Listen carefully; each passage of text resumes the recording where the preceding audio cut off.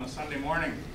It was from Stewart Mills III, and we talked about his possibility of running for Congress against Congressman Nolan. And as we talked, I asked him a question: why would you want to do this? And he related a story to me that when he got out of high school, he wanted to join the military. And his father encouraged him to go to college and work in the family business, so he decided to honor his father's wishes and did that. And he said that it's time for him to give something back to his country. And when he told me that, I thought, it's a good reason to run. It's a good candidate to support, somebody that's got that kind of attitude. And recently I was reading an article about him in one of the magazines about his run, and down at the bottom there's these, I can call them blogs or comments people put on there. There was a comment, rather sarcastic one, that says, yeah, he earned his money the old-fashioned way, he inherited it. Obviously the writer, or the person that wrote that, was confused and thought that article was about Governor Mark Dayton.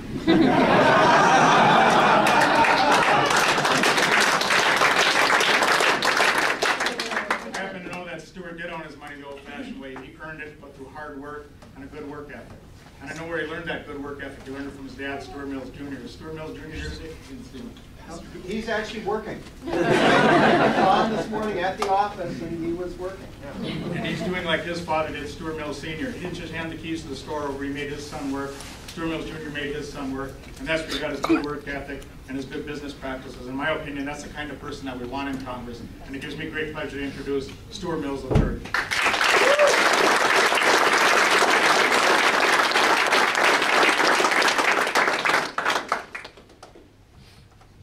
Well, I'm kind of coming late to this party. I most certainly am not a politician, but I am running for office. And actually, I am here today as a guest in our own facility. I'd like to thank Paige for inviting me. I remember back in January when she reached out to my father and my uncle and asked that, hey, we'd like to have a rally.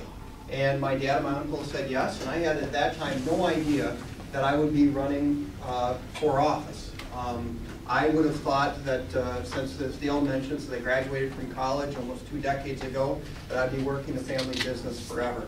But it's an opportunity for national service, which I believe in, which my family believes in, and it's the right time. It's the time that this country needs people to step forward that don't have a political agenda, that don't have career ambitions to serve in either Washington or St. Paul, that it is part of either state or national service. And I'm here underneath what is called the hunting camp doctrine. That is, whoever complains about it the most gets the job. So those of you who are avid hunters will know for certain exactly what I'm talking about. And I don't have a stump speech, but I got a story to tell. And it's that story that I've been telling that has caused people to tap me on the shoulder and say, hey buddy, if you feel that strongly about it, if you're that invested in it, then you know what, you better go do something about it. And you know what, they're right. And if I'm the person that can be the voice in the process that reflects the values and the priorities of northeastern Minnesota, and if you'll have me, I would love to be your candidate. Woo!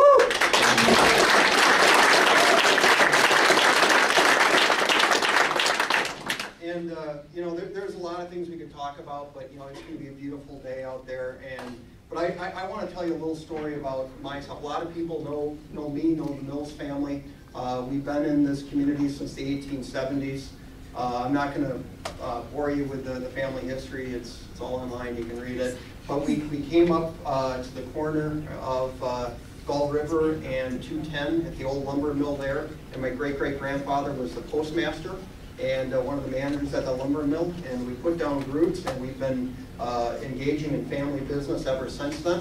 It's a multi-generational business. But you know, I've seen things. I've seen things in our business. And the first thing that I'm going to touch on is something that's very personal to me. It's personal to you because that's why you're here today, and that's our Second Amendment rights. But I'm in the gun business. My family's in the gun business. We have sold guns for decades, and we've done it legally. And we've sold our guns to law-abiding citizens for protection and for hunting, and we've made no apologies for it. And we had a whole crop of elected officials, from Obama to our senators to our congressmen, who said, I believe in the Second Amendment. I will stand up for your Second Amendment rights.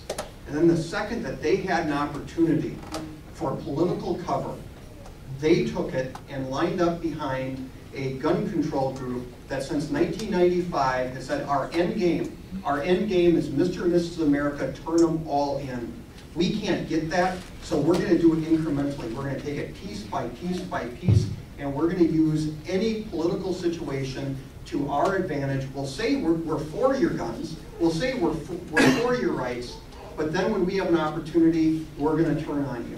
And it was, I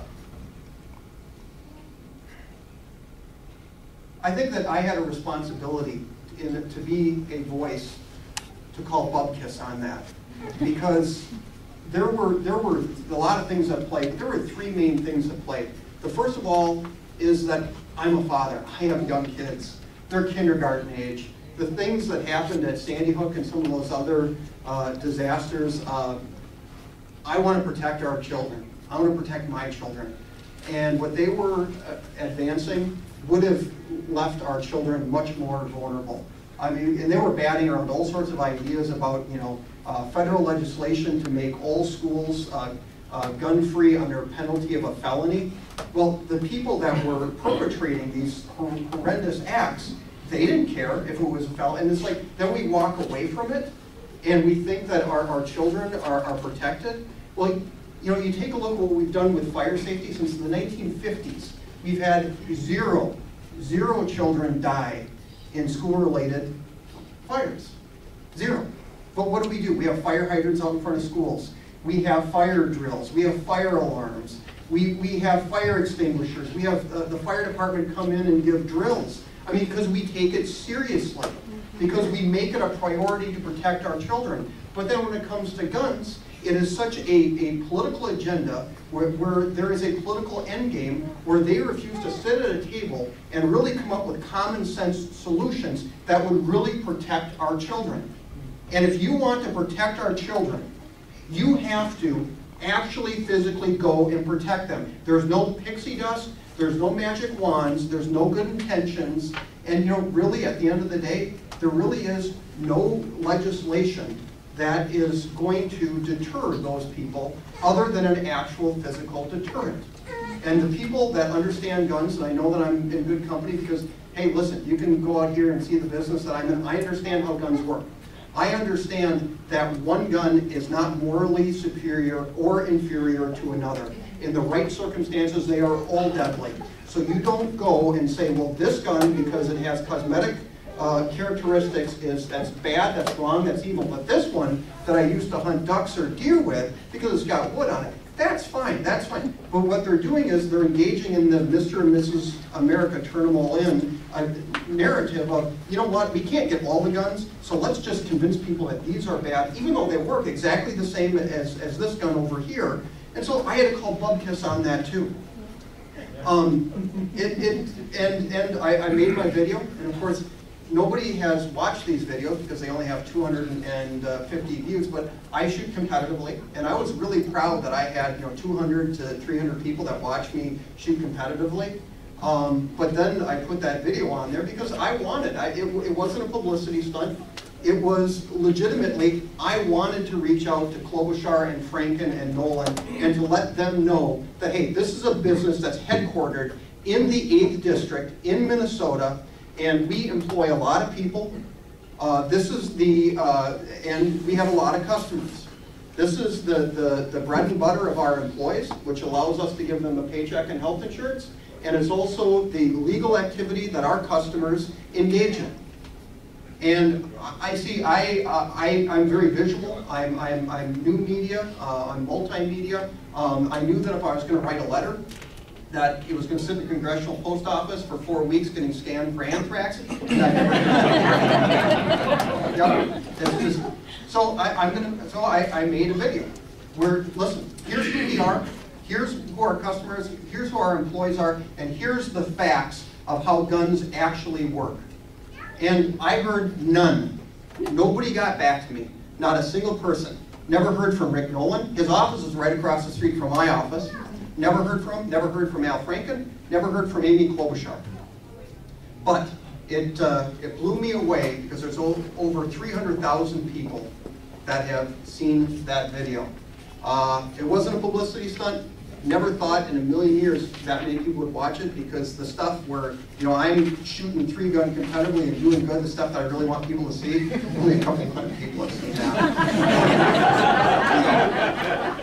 But a little bit more about me. It's not about guns. I mean, we're here to talk about guns, but I'm also a candidate for U.S. Congress. My family has been in business, like I've said, for 5 generations. And this most recent incarnation, my grandfather started back in 1922. We've been working hard, and we've been reinvesting in our community. And when we make a profit, God willing, we reinvest it in our business. And it has gotten awful. It has gotten horrible. And I'm going to start with something that is personal to me. And it's not a boo-hoo story. It's not a pity Stewart Mills or the Mills family. But I'll tell you what it is. It's offensive for anybody who operates a business or employs people. What happened in the last round of elections, where you had folks saying that the wealthy are not paying their fair share, that there's all these loopholes and they don't pay any taxes and we have to make them pay more. Well, you know what? I'm going to speak for myself, and then I'm going to allude to a few others here. You know what? We've paid all of our taxes. We reinvest the money that we make into our business. We provide jobs for people. We provide health insurance for people. We are part of this community, and then beyond that, we support community and civic endeavors. We donate to charity. We help with events. We do a lot of things for this community, and to be singled out as a deadbeat is personally offensive. And that's what they're called. When they say you don't, oh, geez, you know, they're not paying their fair share. There's all these loopholes. Now, don't feel, it's not feeling bad for me, but I'm going to ask you guys a favor. And let me go on. Also, recently, there was radio ads that were put on. I don't know if anybody's heard them, where at the end of it was, you know, so-and-so is a good guy for this part of Minnesota because they're making the 2% pay their fair share. Making the 2% pay their fair share. The problem with that isn't necessarily paying the fair share, it's the political pandering. Because what happens is that underneath the Obama administration, our taxes went from 35 to 39.6% that we're sending to Washington, D.C. Now, we can talk all day long about how that money is being wasted, how it's going to Solyndra, and how it's going to Fiskars, and how it's going to the Obama Phone Lifeline program. You can go through all the waste, the fraud, the abuse, and I can carve out billions of dollars for you of how our money is being wasted. But the problem is that the businesses that have the ability to create jobs in northeastern Minnesota, in the 8th district, are taxed at the personal level. They're subchapter S, they're sole proprietorships, they're LLCs, they're partnerships. They're taxed at the personal level. So we have our politicians in Washington and in St. Paul that is causing us to take money that we otherwise reinvesting in our businesses, in our communities, and exporting it to be wasted in Washington, D.C. And then they turn around and they look, well, where are the jobs? How can we have almost at certain times of the year, not during this time of the year because we have a tourism economy, but during the off season, how can we have almost 9% unemployment? You know, and then Boise Cascade lays off 1/3 of their workforce, Potlatch shuts down, and they look around again. How come we are not generating the jobs in northeastern Minnesota that we otherwise could? Well, I can tell you why. Because the overwhelming group of people that run businesses that have the ability to employ people are taxed at that personal rate. They are the villains. They're the bad guys. They're the ones that, quote, are not paying their fair share. They're the ones, quote, that the 2%, the 1%, whatever percent you want.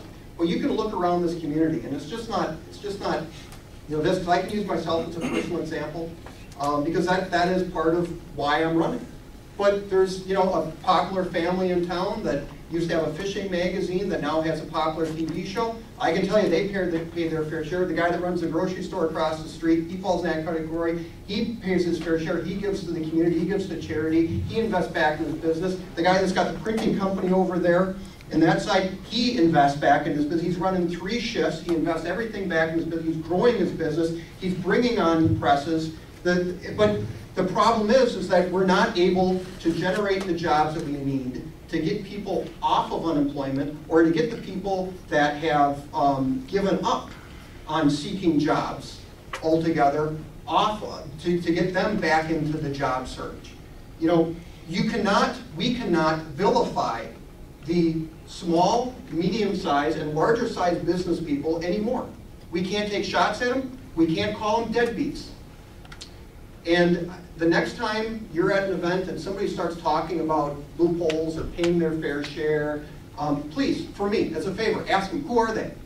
Not Warren Buffett down in Omaha, not Bill Gates. Who in the 8th district, or if it's a state rep, who in your district is not paying their fair share?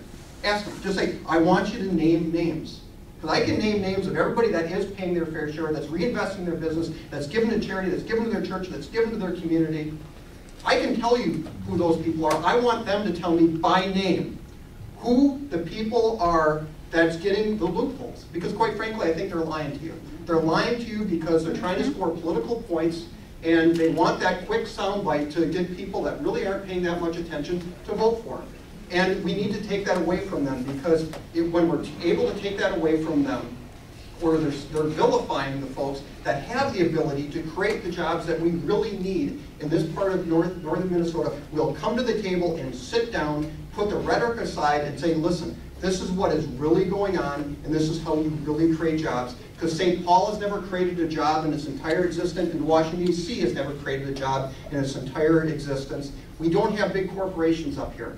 It's going to be individuals that individuals that own businesses, that are taxed the personal rates, that have the ability to do it. And we have to speak up for the small and the medium-sized businesses and businesses like ourselves, because you know what? It's not only just the loop that I'm talking, but when we're able to reinvest in our business, we're able to have construction projects like this, which create construction jobs. We're the largest taxpayer in Crow Wing County. So, I mean, our ability to pay our taxes pays for the sheriff's department, pays for everything, the city and everything else. If we want to have healthy communities, if we want to have a healthy 8th district, we have to stop kicking the people that have the ability to really grow our economy and make our quality of life better.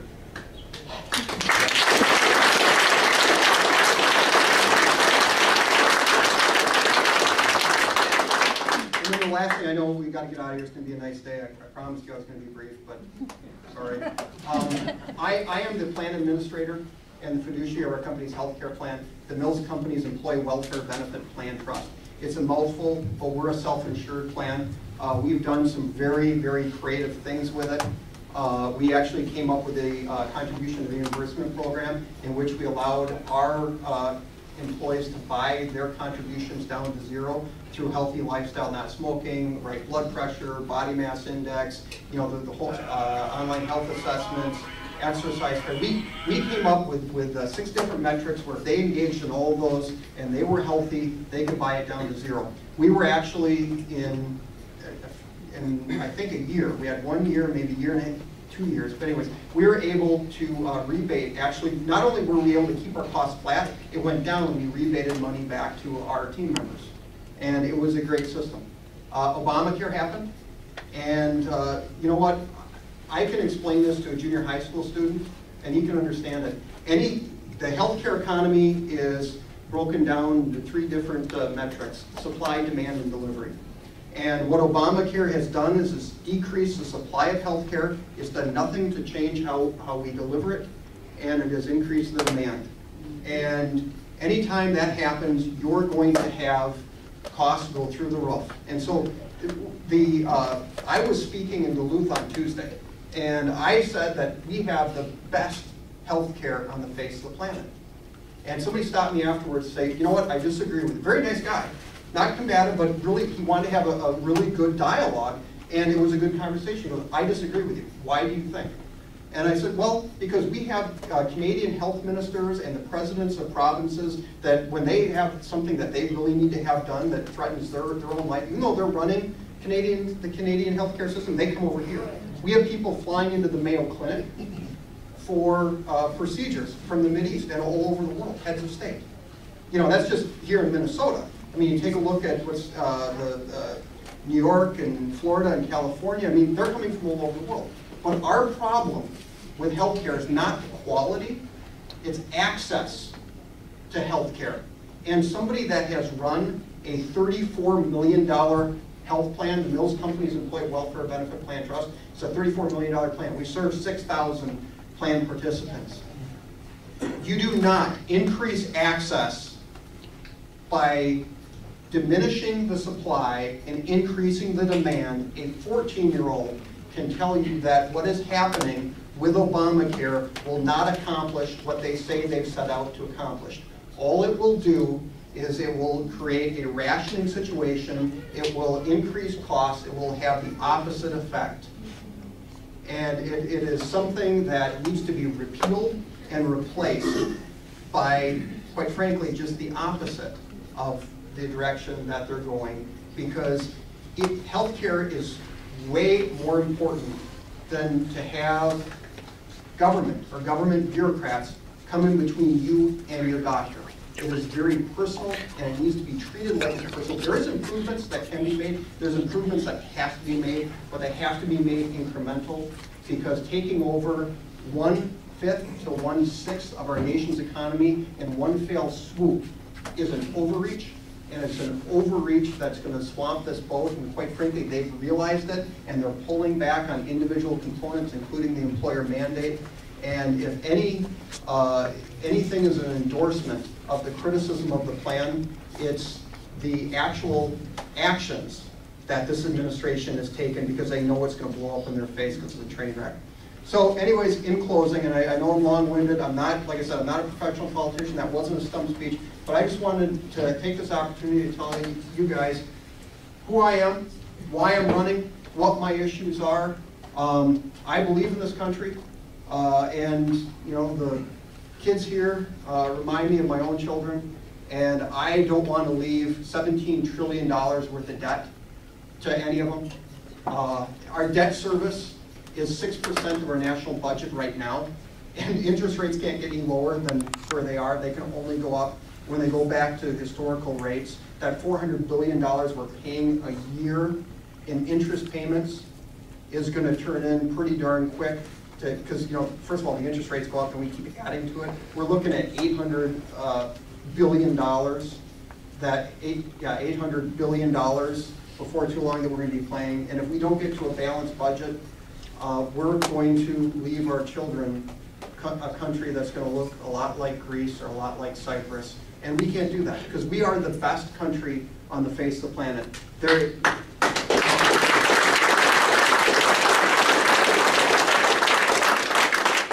It is worth fighting for, and there is no greater hope for liberty or freedom on the entire earth than the United States of America and that flag. So thank you for your time. Thank you.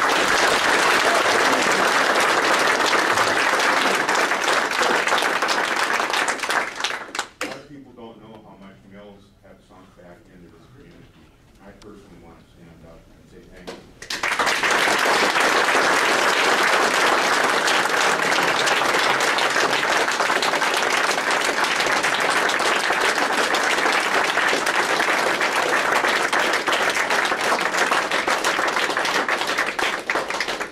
And I would be allowed to say one more thing. That Chris is, I'm pretty bad at speaking. I'm afraid that her speech, I know, will be taken racist by some people in this group, and I know for sure it was not meant that way. So I'd like to give a standing ovation for two.